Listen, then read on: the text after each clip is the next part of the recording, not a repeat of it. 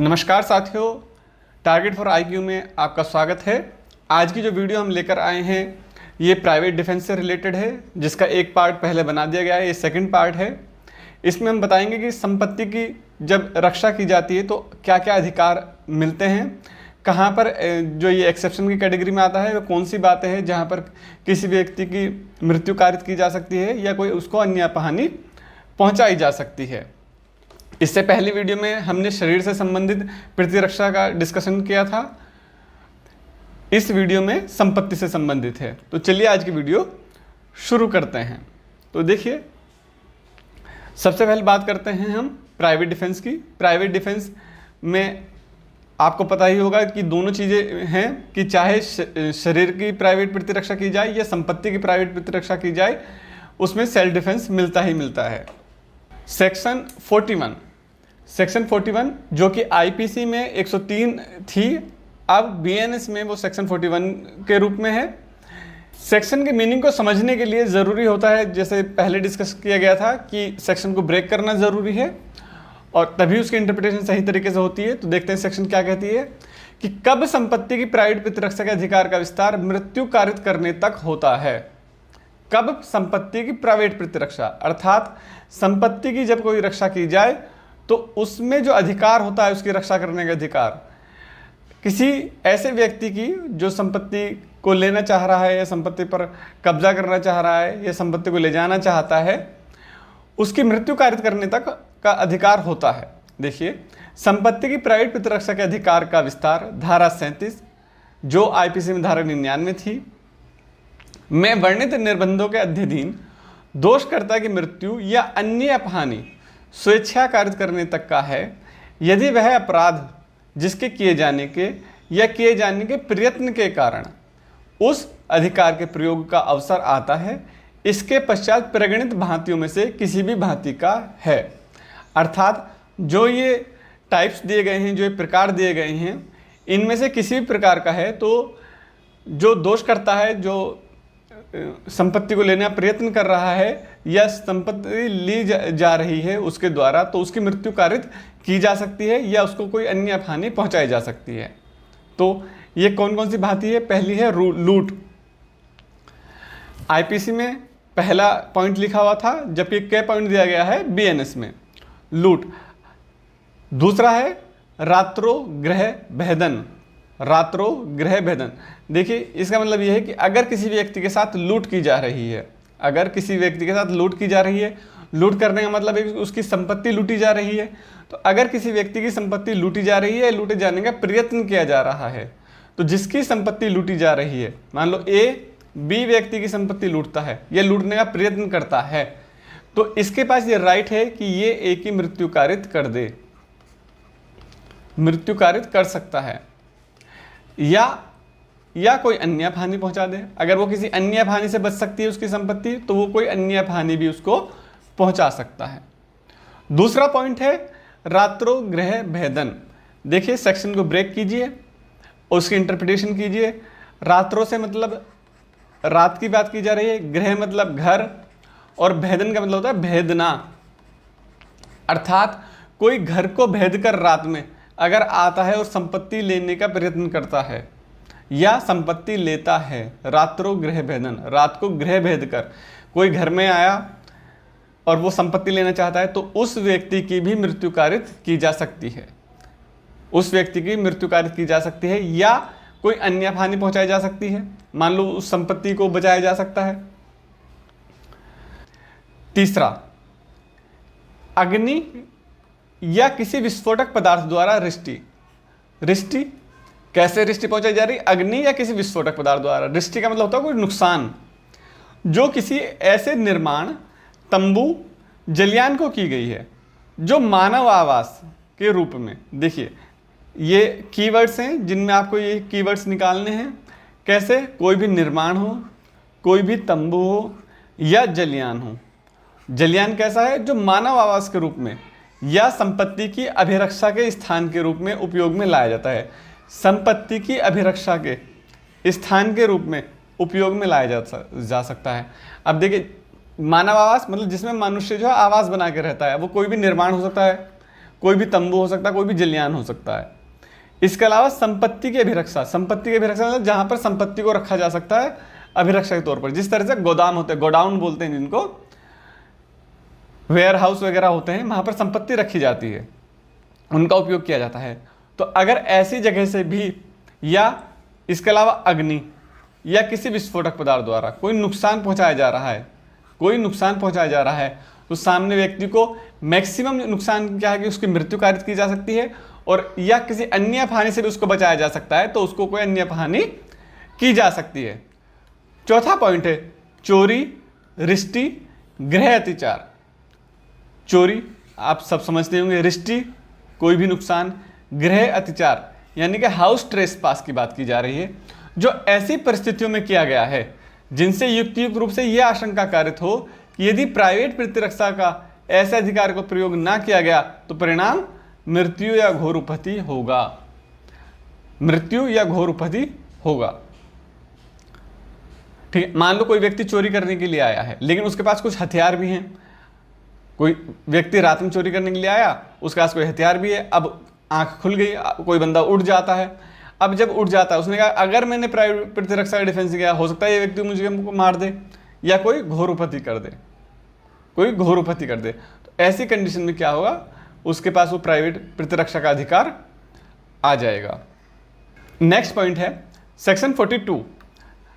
अब सेक्शन 42 क्या कहती है, ऐसे अधिकार का विस्तार मृत्यु से भिन्न कोई अपहानि कारित करने तक का कब होता है। ये सेक्शन 104 है जो आईपीसी में 104 थी। यदि वह अपराध किए जाने या किए जाने के प्रयत्न से प्राइवेट प्रतिरक्षा के अधिकार का प्रयोग का अवसर आता है, ऐसी चोरी, रिष्टि या आपराधिक अत्याचार है जो धारा 41, देखिए धारा 41 मतलब इससे पहले जो भी हमने डिस्कशन किया उस टाइप का अगर वो नहीं है, प्रगणित भांतियों में से किसी भांति का नहीं है, तो उस अधिकार का विस्तार स्वेच्छा मृत्यु कारित करने तक का नहीं होता, किंतु उसका विस्तार धारा 37, धारा 99 ऑफ आईपीसी में वर्णित निर्बंधनों के अध्ययन दोषकर्ता की मृत्यु से भिन्न कोई अपहानि स्वेच्छा कारित करने तक का होता है।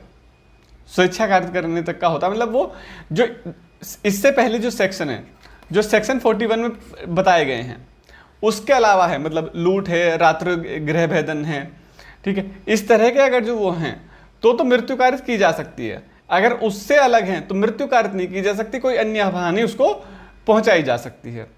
नेक्स्ट प्रोविजन देखिए इसका, सेक्शन 43, संपत्ति की प्राइवेट प्रतिरक्षा के अधिकार का प्रारंभ और बने रहना। प्रारंभ मतलब कब शुरू होता है और कब तक बना रहता है, कब तक बना रहता है। धारा 105, ये आईपीसी में धारा 105 थी, संपत्ति की प्राइवेट प्रतिरक्षा का अधिकार तब प्रारंभ होता है जब संपत्ति के संकट की युक्तियुक्त आशंका प्रारंभ होती है। जैसे ही आशंका, रीजनेबल रूप से आशंका उत्पन्न हुई कि हाँ भाई अब जो है नुकसान हो जाएगा संपत्ति को हमारी। दूसरा, चोरी के विरुद्ध अपराधी की संपत्ति सहित पहुंच से बाहर हो जाने तक, संपत्ति सहित पहुंच से बाहर हो जाने तक या तो लोक प्राधिकारियों की सहायता अभिप्राप्त कर लेने या संपत्ति प्रत्युद्धृत हो जाने तक बना रहता है।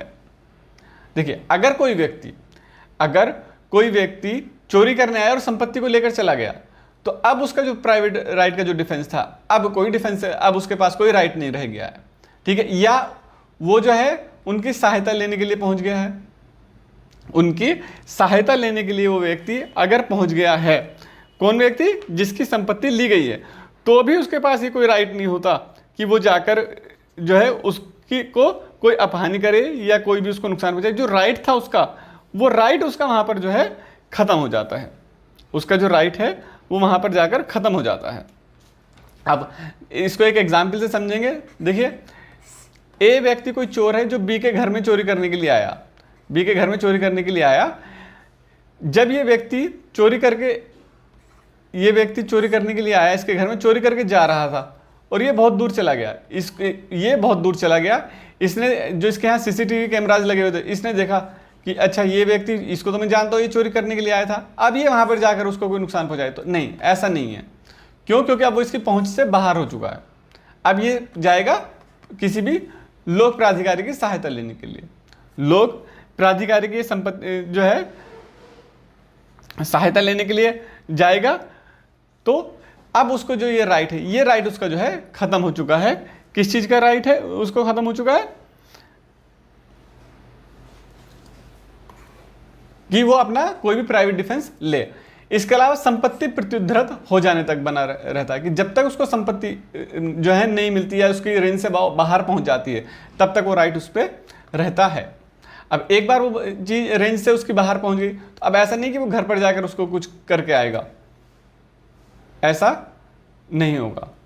तीसरा पॉइंट है इसका, तीसरा पॉइंट क्या कहता है कि लूट के विरुद्ध तब तक बना रहता है जब तक अपराधी किसी व्यक्ति की मृत्यु या उपहति या सदोष अवरोध कारित करता रहता है या कारित करने का प्रयत्न करता रहता है, या जब तक तत्काल मृत्यु या तत्काल उपहति या तत्काल व्यक्ति का अवरोध बना रहता है, तब तक वो राइट उसका बना रहता है। ए बी को लूट रहा है, उसने जो है उसकी संपत्ति ले ली और वो चला गया। इसको पता था कि इसने कब है, मान लो रात को 2 बजे इसको लूटा, ठीक है, ये चला गया। अगले दिन ये सुबह को जो है ना 8 बजे जाकर उसको मार देता है, 8 बजे जाकर मार देता है कि इसने रात मुझको ये लूटा था और ये 8 बजे मुझे मिला, मैं अब इसको मार देता हूँ। तो नहीं, ऐसा नहीं होगा। यहाँ पर उसको जो है ना पुलिस के पास जाना होगा। जो एक युक्त समय था तभी तक उसके पास वो राइट था कि वो प्राइवेट डिफेंस का अपने यूज कर सकता है, उसके बाद वो यूज नहीं करेगा। इसके अलावा क्या पॉइंट निकल कर आते हैं और कौन सी कंडीशंस हैं? आपराधिक अत्याचार, क्रिमिनल ट्रेसपास या रिष्टि के विरुद्ध तब तक बना रहता है जब तक आपराधिक अत्याचार या रिष्टि करता रहता है, या आपराधिक अत्याचार करता रहता है। क्रिमिनल ट्रेसपास, ये लीगल टर्म आपको सब समझ में आ रही होगी इस उम्मीद के साथ, क्योंकि आपने पढ़ा होगा कि रिष्टि क्या होती है, आपराधिक अत्याचार क्या होता है, या जब तक ये एग्जैक्ट मीनिंग नहीं है तो आपको इनका मीनिंग समझना होगा, ठीक है। तो जब तक ये चीज़ें करता रहता है तब तक वो राइट बना रहता है। जब ये चीज़ें खत्म हो जाती हैं तो मतलब वो समय खत्म तो राइट खत्म, वो सिचुएशन खत्म ना, तो वो राइट भी खत्म हो जाता है। इसके अलावा रात्रों गृह भेदन के विरुद्ध तब तक बना रहता है जब तक ऐसे गृह भेदन से आरंभ हुआ और गृह अत्याचार होता रहता है। मतलब किसी व्यक्ति ने कोई गृह भेदन किया, यहाँ से वो घुसा, खिड़की से घुसा, दरवाजे से, कहीं से भी गया, वो घर में गया, कहीं से भी घर में जाता है वो बंदा, और जब तक वो उस घर में बना रहता है तब तक उसके पास राइट बना रहता है। किस चीज़ का? उसके प्राइवेट डिफेंस का उसको बना रहता है जब तक उसके घर में। एक बार घर से निकल कर चला गया, वो बहुत दूर पहुंच गया, अब वो उसको आकर मारना चाहे तो अब वो राइट जो है उसका खत्म हो चुका। वो तभी तक है जब तक वो गृह अत्याचार कर रहा है, या एक रीजनेबल जो टाइम होगा वो मैटर करेगा यहाँ पर। ये जो जितने भी ये पॉइंट हैं आईपीसी में ये पैराग्राफ में थे और इन्होंने यहाँ इनको क्या गया करके एनबीएस में डाल दिया गया है। बाकी ऐसा कोई चेंज नहीं है इसमें, सिर्फ सेक्शन का नंबर बदला है और इन्होंने जो है थोड़ा लिखने का इसको तरीका चेंज किया है। फर्स्ट पार्ट जो है शरीर की संपत्ति से था, सेकंड जो है शरीर की अभिरक्षा के लिए था कि कहाँ तक क्या क्या राइट है, सेकंड आपका ये संपत्ति की रक्षा के लिए था। आपको हमारी वीडियो कैसी लगी हमें ज़रूर बताएं और हमारे चैनल को सब्सक्राइब करें। ये आप किस पॉइंट पर वीडियो देखना चाहते हैं हमें कमेंट करके जरूर बताएं। तो चलिए मिलते हैं किसी और वीडियो के साथ, तब तक के लिए धन्यवाद। जय हिंद, जय भारत।